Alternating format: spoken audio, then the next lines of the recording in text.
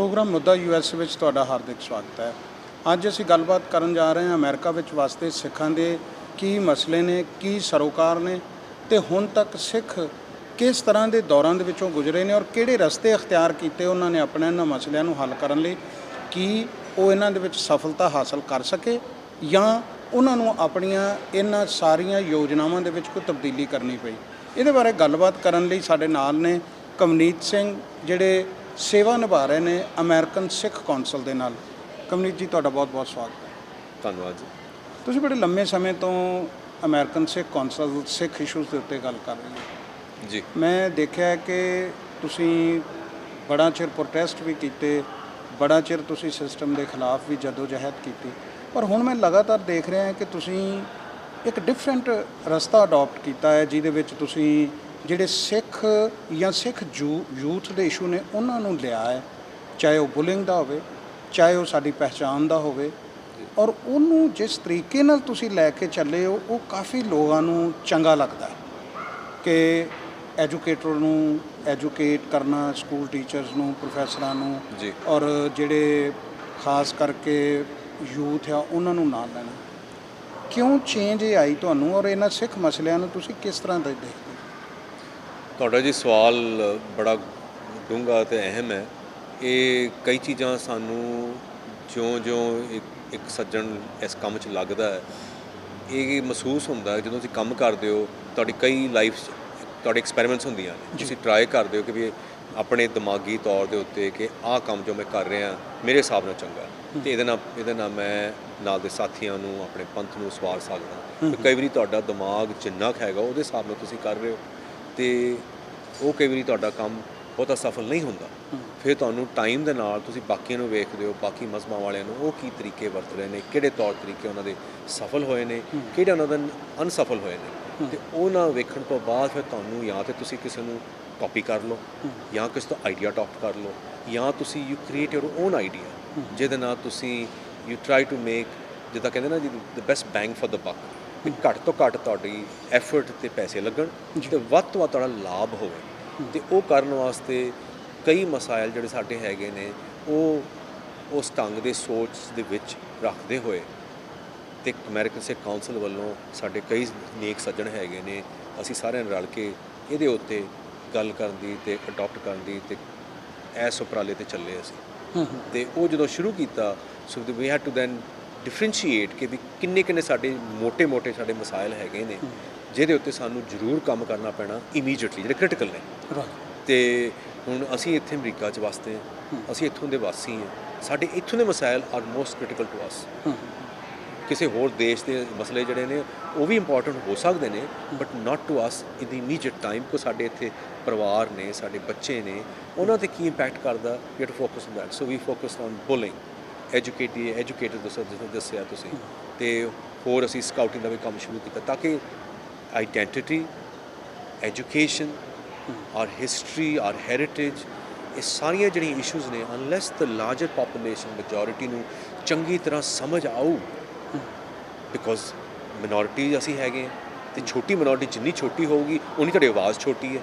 ਆਵਾਜ਼ ਨੂੰ ਵੱਡੀ ਬੁਲੰਦ ਕਰਨ ਵਾਸਤੇ ਤੁਹਾਨੂੰ ਯੂਨੀਕ ਅਤੇ out of the box thinking ਕਰਨੀ ਪੈਣੀ ਹੈ, ਕ੍ਰੀਏਟਿਵ ਆਈਡੀਆਜ਼ ਕਰਨੇ ਪੈਣੇ ਨੇ ਤਾਂ ਕਿ ਵਾਧਾ ਹੋਵੇ ਤੁਹਾਡਾ ਵੱਧ ਤੋਂ ਵੱਧ। ਉਹਦੇ ਕਰਨ ਵਾਸਤੇ ਤੁਸੀਂ ਟਾਇਰਡ ਐਂਡ ਓਲਡ ਤਰੀਕੇ ਨਹੀਂ ਵਰਤ ਸਕਦੇ। ਅਤੇ ਮੈਂ ਦੇਖ ਰਿਹਾ ਹਾਂ ਕਿ ਤੁਸੀਂ ਜ਼ਿਆਦਾਤਰ ਗੁਰਦੁਆਰੇ ਦੇ ਵਿੱਚ ਇਨਵੋਲਵ ਨਹੀਂ ਹੋ।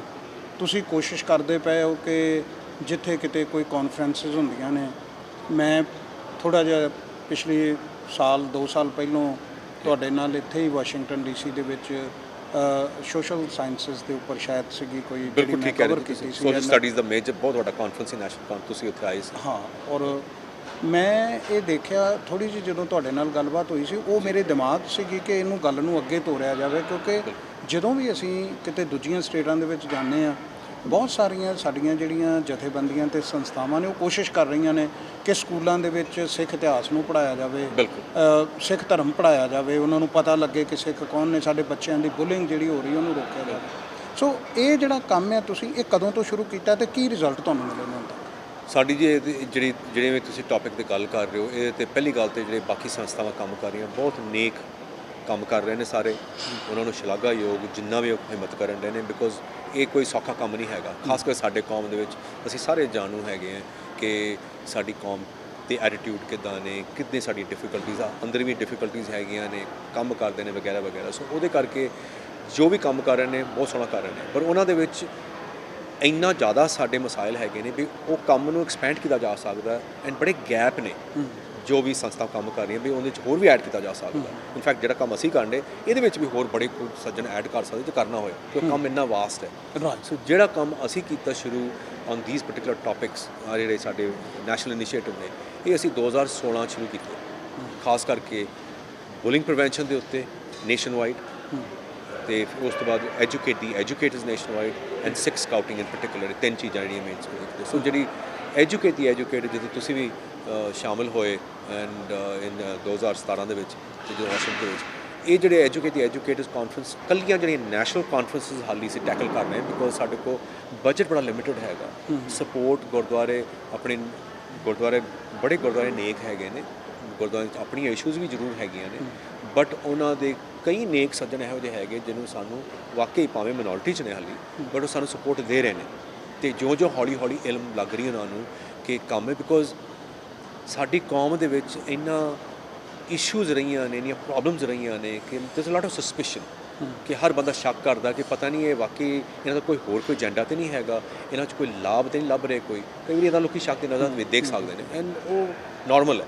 ਬਟ ਉਹਨਾਂ ਨੂੰ ਕਲੈਰੀਫਾਈ ਕਰਨ ਵਾਸਤੇ ਸੋ ਕਾਊਂਸਲ ਦੇ ਸਾਡੇ ਸਾਰੇ ਸੱਜਣਾਂ ਨੇ ਬਾਰ-ਬਾਰ ਹਰੇਕ ਨੂੰ ਕਹਿ ਰਹੇ ਨੇ, ਤੁਸੀਂ ਜਦੋਂ ਸਪੋਰਟ ਕਰਨ ਤੋਂ ਪਹਿਲਾਂ ਸਾਡੇ ਨਾਲ ਆ ਕੇ ਕੰਮ ਦੇਖੋ, ਕੰਮ ਕੀ ਹੈ। ਜਦੋਂ ਤੁਸੀਂ ਆਪ ਲੱਗੋਗੇ, ਜਿੱਦਾਂ ਹੁਣ ਤੁਸੀਂ ਆਏ ਹੋ, ਤੁਸੀਂ ਕੰਮ ਸਾਡਾ ਵੇਖਿਆ, ਤਾਂ ਤੁਸੀਂ ਵੇਖਿਆ ਕਿ ਵੀ ਇਹ ਵਾਕਈ ਕੰਮ ਦੀ ਚੀਜ਼ ਕਰ ਰਹੇ ਨੇ, ਐਂਡ ਬੜੇ ਦੇਰ ਤੋਂ ਤੁਹਾਨੂੰ ਸਾਲ ਤੋਂ ਤੁਸੀਂ ਵੇਖ ਰਹੇ ਹੋ, ਤੇ ਹੁਣ ਆਪਾਂ ਦੁਬਾਰਾ ਮਿਲੇ ਹਾਂ। ਇਸੇ ਕਰਕੇ ਕਈ ਲੋਕ ਇੱਕ ਵਾਰੀ ਆਉਂਦੇ ਨੇ ਜਦੋਂ ਮਹਿਸੂਸ ਕਰਦੇ ਨੇ ਕਿ ਵੀ ਇੰਨਾ ਜ਼ਿਆਦਾ ਇਫੈਕਟ ਹੋ ਰਿਹਾ ਹੈ, ਸੋ ਇਫੈਕਟਿਵ, ਕਿਉਂਕਿ ਤੁਸੀਂ ਫੇਸ ਟੂ ਫੇਸ ਲੋਕੀ ਜਦੋਂ ਸਵਾਲ ਪੁੱਛਣਾ ਚਾਹੁੰਦਾ ਹੈ, ਕੋਈ ਕਲੈਰੀਫਿਕੇਸ਼ਨ ਕਰਨਾ ਚਾਹੁੰਦਾ, ਉਹ ਤੁਸੀਂ ਹੋਰ ਕਿਸੇ ਢੰਗ ਨਾਲ ਨਹੀਂ ਕਰ ਸਕਦੇ unless it's face to face.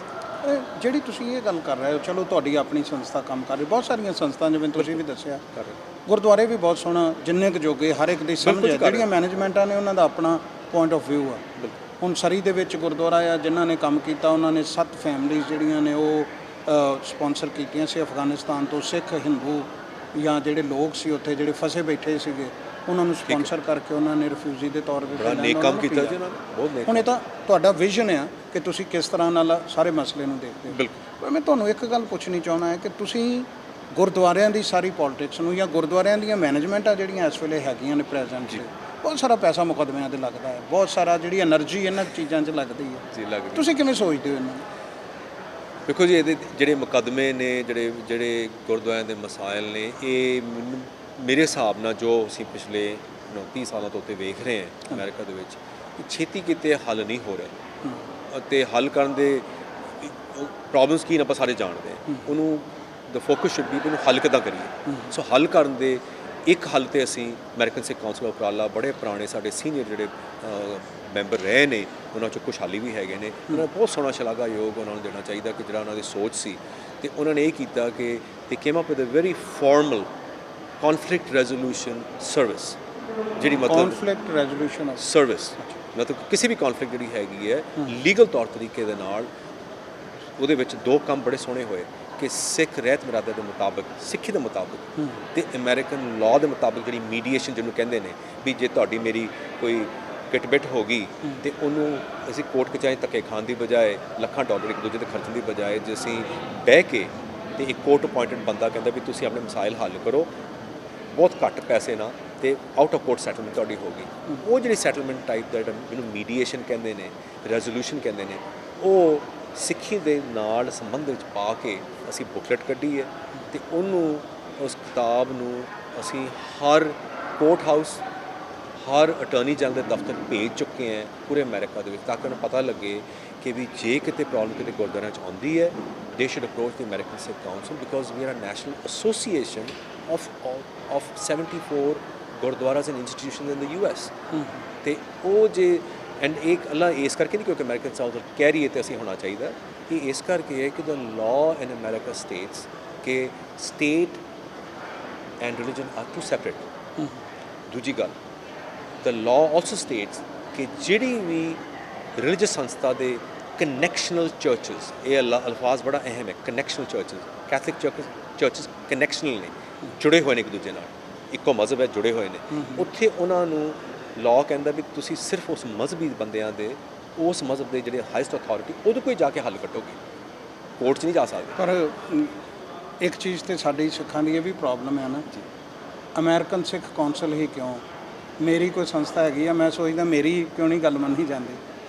ਇਹ ਕੀ ਸਮਝਦੇ ਹੋ ਕਿ ਕ੍ਰੈਡੀਬਿਲਿਟੀ ਬਣਾਉਣ ਦੀ ਗੱਲ ਆ ਕਿ ਅਮਰੀਕਨ ਸਿੱਖ ਕੌਂਸਲ ਜਾਂ ਦੂਜੀਆਂ ਕ੍ਰੈਡੀਬਿਲਿਟੀ ਨਹੀਂ ਬਣਾ ਸਕੀਆਂ? ਹਾਲਾਂਕਿ ਮੈਂ ਤੁਹਾਡੀ ਇਸ ਗੱਲ ਨਾਲ ਸਹਿਮਤ ਹਾਂ, ਜਿਹੜਾ ਕਨਸੈਪਟ ਤੁਸੀਂ ਦੇ ਰਹੇ ਹੋ ਇਹ ਇੱਕ ਤਰ੍ਹਾਂ ਨਾਲ ਸਾਡੇ ਸਿੱਖ ਵਿਰਸੇ ਦੇ ਵਿੱਚ ਹੀ ਪੰਜ ਪ੍ਰਧਾਨੀ ਦਾ ਜਿਹੜਾ ਕਨਸੈਪਟ ਹੈ ਉਹੀ ਆ। ਬਿਲਕੁਲ ਠੀਕ ਕਹਿ ਰਹੇ। ਔਰ ਇਹ ਸਾਨੂੰ ਮੇਰੇ ਖਿਆਲ ਦੇ ਵਿੱਚ ਮੰਨ ਵੀ ਲੈਣਾ ਚਾਹੀਦਾ ਹੈ ਕਿ ਜਿਹੜਾ ਸਾਨੂੰ ਇਹ ਗੁਰੂਆਂ ਤੋਂ ਮਿਲਿਆ ਹੈ, ਬਿਲਕੁਲ, ਔਰ ਇਹਨੂੰ ਅਡਾਪਟ ਵੀ ਕਰਨਾ ਚਾਹੀਦਾ। ਪਰ ਇਹ ਜਿਹੜਾ ਮਸਲਾ ਆ ਕਿ ਅਮਰੀਕਨ ਸਿੱਖ ਕੌਂਸਲ ਨੇ ਜੇ ਕੀਤਾ ਸੀ, ਕਿਉਂ ਨਹੀਂ ਇਹ ਚੀਜ਼ਾਂ ਮੰਨੀਆਂ ਗਈਆਂ, ਜਾਂ ਗੁਰੂ ਘਰਾਂ ਦੇ ਵਿੱਚ ਪੰਜ ਪ੍ਰਧਾਨੀ ਆਪਸ ਵਿੱਚ ਬੈਠ ਕੇ ਕਿਉਂ ਨਹੀਂ ਕਰਦੇ, ਇਹਦੇ ਬਾਰੇ ਮੈਂ ਤੁਹਾਡੇ ਤੋਂ ਗੱਲ ਪੁੱਛਣੀ ਆ। ਪਰ ਇੱਕ ਛੋਟੀ ਜਿਹੀ ਬ੍ਰੇਕ ਲੈ ਰਹੇ ਹਾਂ, ਇਸ ਬ੍ਰੇਕ ਤੋਂ ਬਾਅਦ ਵਾਪਸ ਆ ਕੇ ਸਾਡੀ ਗੱਲਬਾਤ ਕਵਨੀਤ ਸਿੰਘ ਹੋਰਾਂ ਨਾਲ ਸਿੱਖ ਮਸਲੇ ਕੀ ਨੇ, ਇਹਨਾਂ ਨੂੰ ਕਿਵੇਂ ਬਦਲਦੇ ਹਾਲਾਤਾਂ ਦੇ ਨਾਲ ਸਾਨੂੰ ਆਪਣੀ ਸੋਚ, ਆਪਣੀਆਂ ਯੋਜਨਾਵਾਂ ਵੀ ਬਦਲ ਕੇ ਇਹਨਾਂ ਨੂੰ ਸੁਲਝਾਉਣ ਵਾਲੇ ਪਾਸੇ ਤੁਰਨਾ ਚਾਹੀਦਾ ਹੈ। ਪਰ ਇਸ ਛੋਟੀ ਜਿਹੀ ਬ੍ਰੇਕ ਤੋਂ ਬਾਅਦ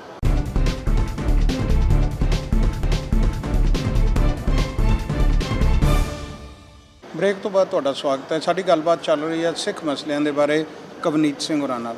ਆਪਾਂ ਬ੍ਰੇਕ ਤੇ ਜਾਣ ਤੋਂ ਪਹਿਲਾਂ ਗੱਲ ਕਰ ਰਹੇ ਸੀਗੇ ਕਿ ਗੁਰਦੁਆਰਿਆਂ ਦਾ ਰੋਲ ਬਹੁਤ ਵੱਡਾ ਆ, ਪਰ ਅਨਫੋਰਚੂਨੇਟਲੀ ਉਸ ਤਰ੍ਹਾਂ ਦਾ ਲੱਗ ਨਹੀਂ ਰਿਹਾ ਕਿ ਉਹ ਨਿਭਾ ਰਹੇ ਹੋਣ। ਸੋ ਮੈਂ ਦੁਬਾਰਾ ਫਿਰ ਤੁਹਾਡੇ ਤੋਂ ਇਹੀ ਗੱਲ ਪੁੱਛਾਂਗਾ ਕਿ ਕਿਹੜੇ ਤੁਸੀਂ ਸਮਝਦੇ ਹੋ ਕਿ ਮੈਨੇਜਮੈਂਟਾਂ ਦੇ ਲੈਵਲ ਤੇ ਜਾਂ ਸਾਨੂੰ ਓਵਰਆਲ ਗੁਰਦੁਆਰਿਆਂ ਦੇ ਵਿੱਚ ਸੁਧਾਰਾਂ ਦੀ ਲੋੜ ਹੈ? ਦੇਖੋ ਜੀ, ਮੈਨੇਜਮੈਂਟ ਦੇ ਵਿੱਚ ਤੇ ਪਹਿਲੀ ਇਸ਼ੂ ਤੇ ਕਿ ਮੈਨੇਜਮੈਂਟ ਹਰ ਸਾਲ ਬਦਲਦੀਆਂ ਨੇ ਮੋਸਟ ਗੁਰਦੁਆਰਿਆਂ ਦੇ ਵਿੱਚ, ਤੇ ਜਿੱਥੇ ਮੈਨੇਜਮੈਂਟ ਨੂੰ ਬੜੇ ਤੌਰ ਤਰੀਕੇ, ਮੈਚਿਓਰ ਤਰੀਕੇ ਦੇ ਨਾਲ ਉਹਨਾਂ ਨੂੰ ਵੀ ਇੱਕ ਦੂਜੇ ਨਾਲ ਰਲ ਮਿਲ ਕੇ ਕੰਮ ਕਰਨ ਦਾ ਜਿਹੜਾ ਤਰੀਕਾ, ਆਈ ਥਿੰਕ ਉੱਥੇ ਕਾਫੀ ਹੱਦ ਤੱਕ ਸਾਡੀ ਮੈਚਿਓਰਿਟੀ ਹੈ ਨਹੀਂ। ਤੇ ਇਸ ਕਰਕੇ ਜਦੋਂ ਜਹਿਦ ਕਰਦੇ ਕਰਦੇ ਸਾਲ ਮੁੱਕਦਾ ਮੈਨੇਜਮੈਂਟ ਦਾ ਤੇ ਅਗਲੀ ਮੈਨੇਜਮੈਂਟ ਆ ਜਾਂਦੀ ਹੈ, ਪਿਛਲੀ ਮੈਨੇਜਮੈਂਟ ਨਾਲ ਉਹਨਾਂ ਦੀ ਗੱਲਬਾਤ ਨਹੀਂ ਰਹਿੰਦੀ, ਤੇ ਜਿਹੜੇ ਬਾਹਰਲੇ ਬੰਦੇ ਨੇ ਜਿਹੜਾ ਕੋਈ ਉਹਨਾਂ ਨਾਲ ਗੱਲਬਾਤ ਕਰਨਾ ਚਾਹੁੰਦਾ, ਚਾਹੇ ਕੋਈ ਗੁਆਂਢੀ ਗੋਰਾ ਵੀ ਹੈ, ਉਹਨੂੰ ਇਹ ਨਹੀਂ ਪਤਾ ਲੱਗਦਾ ਵੀ ਮੈਨੇਜਮੈਂਟ ਅੰਦਰ ਹੈ ਕੌਣ ਹੈ। There is a disconnect. ਉਹ ਡਿਸਕਨੈਕਟ ਇਸੇ ਕਰਕੇ ਹੋ ਰਿਹਾ ਹੈ ਕਿ ਸਾਡੇ ਕੋਲ we don't have what I call a professional setup, ਜਿੱਥੇ ਲੋਕਾਂ ਨੂੰ ਪਤਾ ਲੱਗੇ ਵੀ ਆਹ ਸਾਡਾ ਪ੍ਰੋਟੋਕੋਲ ਹੈ। ਤੇ ਪ੍ਰੋਟੋਕੋਲ ਕੀ ਹੋਣਾ ਚਾਹੀਦਾ? ਜਿਹੜੇ ਕਮੇਟੀ ਮੈਂਬਰ ਨੇ ਐਟ ਅ ਵੈਰੀ ਮਿਨੀਮਮ ਘੱਟ ਤੋਂ ਘੱਟ 8ਵੀਂ 10ਵੀਂ ਜਮਾਤ ਦੀ ਸਿੱਖੀ ਜਿਹੜੀ ਹੈਗੀ ਹੈ, ਜਿਹੜੇ ਪੰਜਾਬ ਦੇ ਸਕੂਲਾਂ 'ਚ ਪੜ੍ਹਾਈ ਜਾਂਦੀ, ਉਨੀ ਕੁ ਸਿੱਖੀ ਲੈਵਲ ਤੇ ਸਿੱਖਾਂ ਨੂੰ ਆਉਣਾ ਚਾਹੀਦਾ। ਆਈਡੈਂਟੀ ਵੱਲੋਂ ਆਈਡੈਂਟੀਫਾਈਬਲ ਕਮਿਊਨੀਕੇਸ਼ਨ ਕਰ ਲੈਣ ਇੱਥੋਂ ਦੇ ਅਮਰੀਕਨ ਨਾਲ ਸਾਡੇ ਯੂਥ ਨਾਲ। ਕਮਿਊਨੀਕੇਸ਼ਨ ਦਾ ਲੈਵਲ ਉਹਨਾਂ ਦਾ ਚੰਗਾ ਹੋਣਾ ਚਾਹੀਦਾ। ਜੇ ਕਮਿਊਨੀਕੇਸ਼ਨ ਲੈਵਲ ਚੰਗਾ ਹੋਊਗਾ, ਤੁਸੀਂ ਘੱਟ ਤੋਂ ਘੱਟ ਆਪਸ 'ਚ ਕਮਿਊਨੀਕੇਸ਼ਨ ਜਿਹੜੀ ਕਰਦੇ ਤੁਹਾਡੀ ਉਹ ਬੈਟਰ ਹੋਊਗੀ। ਤੇ ਖਾਸ ਕਰਕੇ ਸਿੱਖ ਯੂਥ ਜਿਹੜੇ ਨੇ, ਜਿਹੜੇ ਸਾਡੇ ਇਸ ਵੇਲੇ ਟੁੱਟੀ ਜਾ ਰਹੇ ਨੇ, ਦੜਾ ਦੜ ਟੁੱਟ ਰਹੇ ਨੇ। ਜਦੋਂ ਬੱਚਾ 15-16 ਸਾਲ ਟੱਪ ਜਾਂਦਾ, ਉਹ ਮੋਸਟਲੀ ਬੱਚੇ ਗੁਰਦੁਆਰੇ ਆਉਂਦੇ ਹੀ ਨਹੀਂ, ਤੇ ਜੇ ਗੁਰਦੁਆਰੇ ਨਹੀਂ ਆਉਂਦੇ, ਉਹ ਸਿੱਖੀ ਤੋਂ ਟੁੱਟੀ ਜਾ ਰਹੇ ਨੇ। ਜੇ ਸਿੱਖ ਉੱਥੋਂ ਟੁੱਟ ਰਹੇ ਨੇ, ਉਹ ਫਿਰ ਬਾਹਰ ਜਾ ਰਹੇ ਨੇ, ਤੇ ਫਿਰ ਅਸੀਂ ਬੈਠੇ ਆਪਣੇ ਦਿਲਾਂ ਨੂੰ ਤੇ ਹੱਥ ਰੱਖ ਕੇ ਬੈਠੇ ਵੀ ਹੁਣ ਕੀ ਕਰੀਏ, because we have to communicate with our children and youth. ਉਹਦੇ ਵਾਸਤੇ ਸਾਨੂੰ ਆਪਣੇ ਤੌਰ ਤਰੀਕੇ ਜ਼ਰੂਰ ਬਦਲਣੇ ਪੈਣੇ ਨੇ। ਤੌਰ ਤਰੀਕਿਆਂ 'ਚ ਹੋਰ ਕੀ ਸਮਝਦੇ ਹੋ ਤੁਸੀਂ? ਪ੍ਰਚਾਰਕ ਸਾਡੇ ਕੋਲ ਹੈ ਨਹੀਂਗੇ, ਕੀਰਤਨੀਏ ਸਾਡੇ ਕੋਲ ਹੈ ਨਹੀਂਗੇ, ਜਿਹੜੇ ਇੱਥੋਂ ਦੇ ਲੋਕਾਂ ਨਾਲ ਕਮਿਊਨੀਕੇਟ ਕਰ ਸਕਣ, ਯੂਥ ਨਾਲ ਕਰ ਸਕਣ, ਰਾਈਟ? ਤੁਸੀਂ ਜੀ ਬੜੀ ਅਹਿਮ ਗੱਲ ਕੀਤੀ ਹੈ ਕਿ ਕਿਉਂਕਿ ਵੈਕਿਊਮ ਬੜਾ ਹੈ। ਵੈਕਿਊਮ ਇਹ ਹੈ ਕਿ ਸਾਡਾ ਆਪਣਾ ਇੰਟਰਨਲ ਪ੍ਰਚਾਰ is lacking in a big ਵੇ।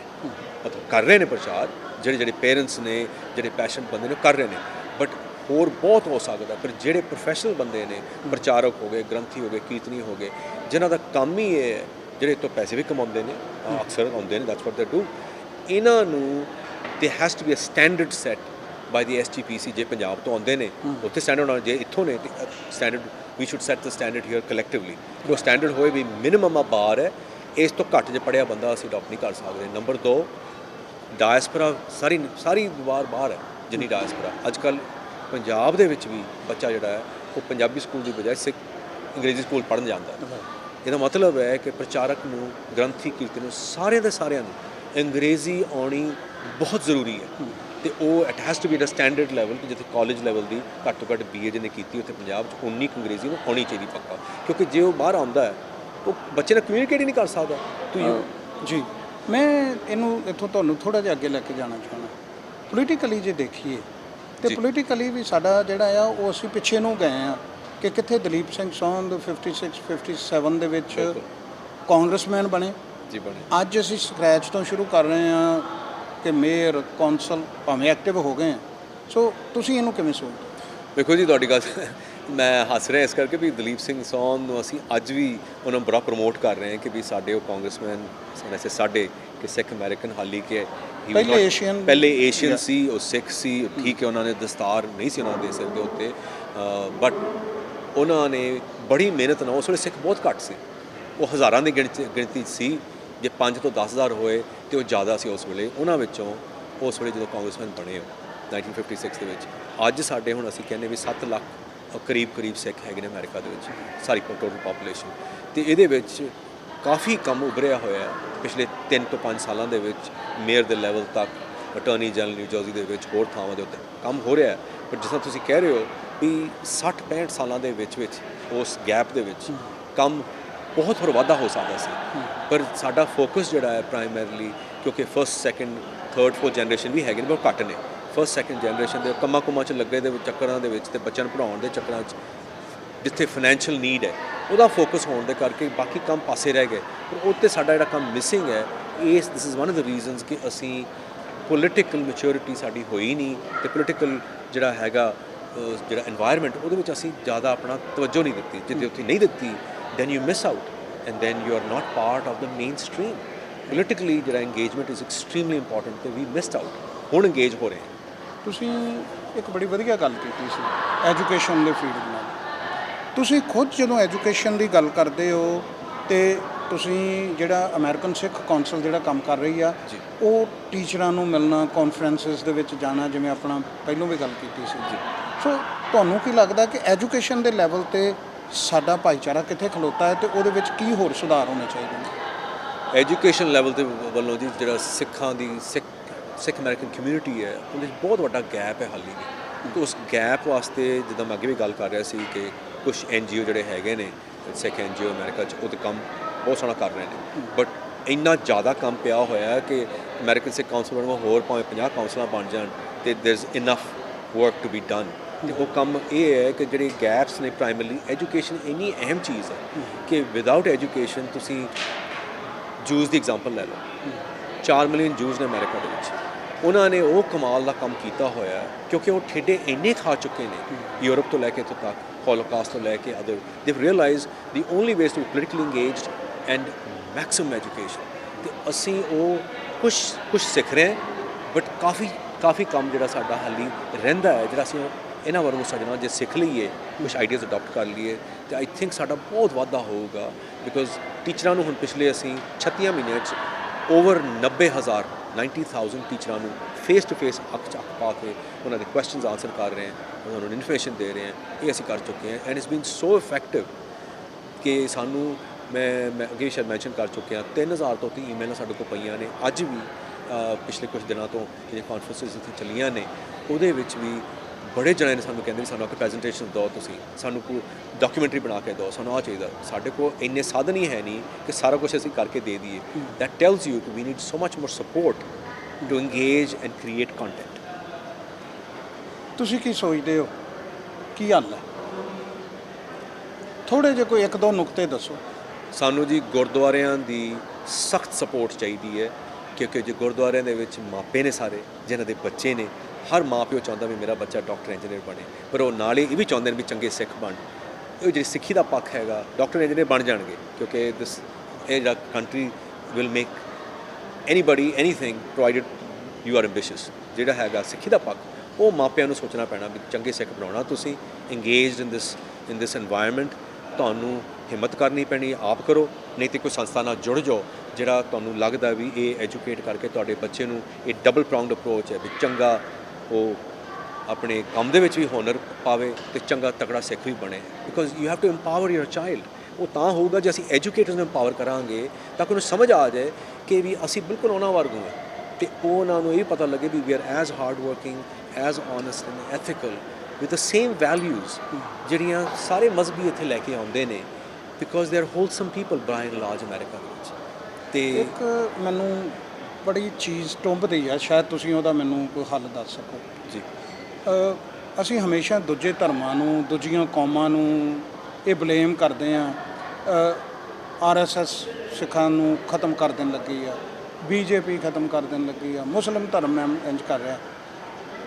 ਕੋਈ ਉਹ ਵਕਤ ਸੀਗਾ ਜਦੋਂ ਸਿੱਖਾਂ ਦੇ ਸਿਰਾਂ ਦੇ ਮੁੱਲ ਪੈਂਦੇ ਸੀ ਜੀ, ਬਿਲਕੁਲ। ਸਾਰੀ ਹਕੂਮਤ ਇਸ ਗੱਲ ਦੇ ਵਿੱਚ ਲੱਗੀ ਸੀ ਕਿ ਖਤਮ ਕਰ ਦਿਓ, ਉਹਨਾਂ ਦੇ ਸਿਰ ਲੈ ਕੇ ਆਓ, ਤੁਹਾਨੂੰ ਇੰਨੇ ਪੈਸੇ ਦੇਵਾਂਗੇ। ਸਿੱਖ ਤਦ ਖਤਮ ਨਹੀਂ ਹੋਏ। ਤੁਸੀਂ ਸਮਝਦੇ ਹੋ ਕਿ ਸਾਡੀ એનર્ਜੀ ਇਹਨਾਂ ਚੀਜ਼ਾਂ ਤੇ ਲੱਗਣੀ ਚਾਹੀਦੀ। ਉਹ ਡੰਡਾ ਲੈ ਕੇ ਆ ਰਿਹਾ, ਮੈਨੂੰ ਮਾਰੂਗਾ, ਤੇ ਤੁਸੀਂ ਉਹਦੇ ਲਈ ਪਹਿਲਾਂ ਹੀ ਕਿਰਪਾਨ ਕੱਢ ਕੇ ਉਹਦਾ ਸਿਰ ਲਾਉਣ ਲਈ ਤਿਆਰ ਹੋ ਜਾਓ। ਅਸੀਂ ਕਿਉਂ ਆਪਣੇ ਆਪ ਨੂੰ ਇਹ ਨਹੀਂ ਸਮਝਦੇ ਕਿ ਅਸੀਂ ਉਨੇ ਕੁ ਸਟਰੋਂਗ ਹੈਗੇ ਹਾਂ। ਇੱਕ ਲੰਗਰ ਦੀ ਪ੍ਰਥਾ ਨੇ ਦੁਨੀਆ ਭਰ ਦੇ ਵਿੱਚ ਤੁਹਾਡਾ ਨਾਮ ਬਣਾ ਦਿੱਤਾ ਹੈ। ਅੱਜ ਜਿੱਥੇ ਜਿੱਥੇ ਵੀ ਕਿਤੇ ਕੋਈ ਮੁਸੀਬਤ ਆਉਂਦੀ ਹੈ, ਸਿੱਖ ਜਾ ਕੇ ਖੜਾ ਹੋ ਜਾਂਦਾ ਹੈ, ਚਾਹੇ ਉਹ ਕੈਨੇਡਾ ਹੈ, ਚਾਹੇ ਉਹ ਇੰਡੀਆ, ਚਾਹੇ ਕਿਤੇ ਵੀ ਹੈ, ਕੋਈ ਵੀ ਧਰਮ ਹੋਵੇ।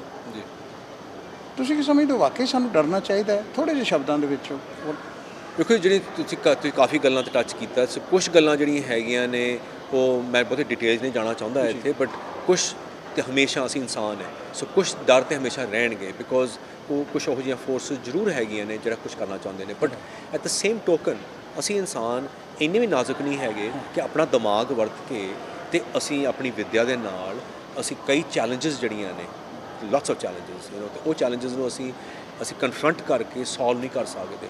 ਜੇ ਮੈਨੂੰ ਇਕੱਲੇ ਨੂੰ ਇਲਮ ਨਹੀਂ ਹੋਵੇ, ਮੈਂ ਤੁਹਾਡਾ ਸਾਥ ਲੈ ਲਵਾਂ। ਜੇ ਸਾਨੂੰ ਦੋਨਾਂ ਨੂੰ ਇਲਮ ਨਹੀਂ ਹੈਗੀ, ਅਸੀਂ 4 ਬੰਦੇ ਦਾ ਹੋਰ ਸਾਥ ਲੈ ਲਈਏ। ਅਸੀਂ ਕੌਣ ਹੈ? ਅਸੀਂ ਸਿੱਖ, ਵੀ ਸਿੱਖ ਅਮਰੀਕਨਸ। ਜੇ ਗੁਰਦੁਆਰੇ ਸਾਥ ਇਕੱਠਾ ਹੋ ਜਾਏ ਸਾਡਾ, ਇੰਨੇ ਸਿਆਣੇ ਸਿਆਣੇ ਬੰਦੇ ਗੁਰਦੁਆਰੇ 'ਚ ਬੈਠੇ ਹੋਏ ਨੇ, ਕੋਈ ਬਿਜ਼ਨਸਮੈਨ ਹੈ, ਕੋਈ ਪ੍ਰੋਫੈਸ਼ਨਲ ਹੈ, ਕੋਈ ਪ੍ਰੋਫੈਸਰ ਹੈ, ਕੋਈ doctor, people have great ideas. ਅਤੇ ਜੇ ਸਾਰੇ ਅਸੀਂ ਇਕੱਠੇ ਹੋ ਕੇ ਆਪਣੀਆਂ ਸਾਰੀਆਂ inputs in a nice way put them together and support each other, I can guarantee you ਕਿ ਸਾਡੇ ਬੱਚਿਆਂ ਦੇ ਅਗਲੀ ਜਨਰੇਸ਼ਨ ਦੇ ਵਿੱਚ ਬਹੁਤ ਹੀ ਫਰਕ ਆ ਸਕਦਾ ਹੈ। ਪਰ ਸਾਨੂੰ ਇਕੱਠੇ ਹੋਣਾ ਪੈਣਾ ਹੈ, ਪਰ ਇਕੱਠੇ ਹੋ ਰਹੇ ਨੇ, but we need to push that further, sooner the better. Kamneet ji, ਬਹੁਤ ਬਹੁਤ ਸ਼ੁਕਰੀਆ ਤੁਹਾਡਾ।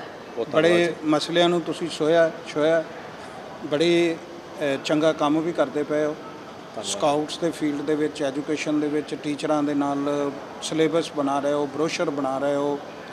ਜਿਸ ਤਰੀਕੇ ਨਾਲ ਇਹਨਾਂ ਐਜੂਕੇਸ਼ਨ ਦੇ ਫੀਲਡ ਦੇ ਵਿੱਚ ਖਾਸ ਕਰਕੇ ਮੈਂ ਆਪਣੇ ਦਰਸ਼ਕਾਂ ਨੂੰ ਮੁਖਾਤਬ ਹੋਣਾ ਚਾਹਾਂਗਾ ਕਿ ਐਜੂਕੇਸ਼ਨ ਜਿਹੜਾ ਸਕੂਲ ਕਾਲਜਸ ਦੇ ਵਿੱਚ ਬੱਚੇ ਜਦੋਂ ਪੜ੍ਹ ਕੇ ਜਾਂਦੇ ਨੇ, ਉਹਨਾਂ ਨੂੰ ਅਸੀਂ ਜਦੋਂ ਦੱਸ ਰਹੇ ਹਾਂ ਕਿ ਸਿੱਖ ਕੌਣ ਨੇ, ਔਰ ਉਹਨਾਂ ਦੇ ਟੀਚਰਾਂ ਨੂੰ ਅਪਰੋਚ ਕਰ ਰਹੇ ਹਾਂ ਕਿ ਅਸੀਂ ਕੌਣ ਹਾਂ, ਇਹ ਇੱਕ ਕਾਫੀ ਚੰਗਾ ਰਸਤਾ ਹੈ। ਪਰ ਇਹਨੂੰ ਸਸਟੇਨ ਕਰਨ ਲਈ, ਜਿਵੇਂ ਕਵਨੀਤ ਜੀ ਨੇ ਦੱਸਿਆ ਹੈ, ਜਿਹੜੀਆਂ ਸੰਸਥਾਵਾਂ, ਜਿਹੜੀਆਂ ਜਥੇਬੰਦੀਆਂ ਕੰਮ ਕਰ ਰਹੀਆਂ ਨੇ, ਉਹਨਾਂ ਦਾ ਸਾਥ ਦੇਣਾ ਪੈਣਾ ਹੈ। ਸਭ ਤੋਂ ਅਹਿਮ ਗੱਲ ਜਿਹੜੀ ਇਸ ਮੁੱਦੇ ਦੇ ਵਿੱਚ ਸਾਹਮਣੇ ਆਈ ਆ, ਉਹ ਹੈਗੀ ਆ ਯੂਨਿਟੀ। ਤੁਸੀਂ ਆਪਣੀ ਸੰਸਥਾ ਦਾ, ਤੁਸੀਂ ਆਪਣੀ ਇੰਡੀਵਿਜੂਅਲਿਟੀ ਦਾ, ਆਪਣੇ ਗੁਰੂ ਘਰ ਦਾ ਨਾਮ ਵੀ ਰੱਖੋ, ਪਰ ਕਿਸੇ ਨਾ ਕਿਸੇ ਸਾਂਝੇ ਮੁੱਦਿਆਂ ਦੇ ਉੱਤੇ ਇਕੱਠੇ ਹੋ ਕੇ ਇੱਕ ਦੂਜੇ ਦਾ ਸਾਥ ਦਿਓ। ਇਹਨਾਂ ਕੁਝ ਮਸਲਿਆਂ ਦੇ ਨਾਲ ਅਸੀਂ ਤੁਹਾਡੇ ਨਾਲ ਗੱਲਬਾਤ ਕੀਤੀ ਆ, ਪਰ ਫਿਰ ਦੁਬਾਰਾ ਨਵੇਂ ਮੁੱਦੇ ਨਾਲ ਤੁਹਾਡੇ ਰੂਬਰੂ ਹੋਵਾਂਗੇ। ਫਿਲਹਾਲ ਦਿਓ ਇਜਾਜ਼ਤ। ਤੁਸੀਂ ਇਹਦੇ ਬਾਰੇ ਆਪਣੀ ਫੀਡਬੈਕ ਵੀ ਦੇ ਸਕਦੇ ਹੋ, feedback@ptc TV, feedback@ptc TV, ptcnetwork.tv। Kavneet ਜੀ, ਤੁਹਾਡਾ ਬਹੁਤ ਬਹੁਤ ਧੰਨਵਾਦ, ਬਹੁਤ ਬਹੁਤ ਸ਼ੁਕਰੀਆ ਤੁਹਾਡਾ। ਫਿਰ ਨਵੇਂ ਮੁੱਦੇ ਨਾਲ ਗੱਲਬਾਤ।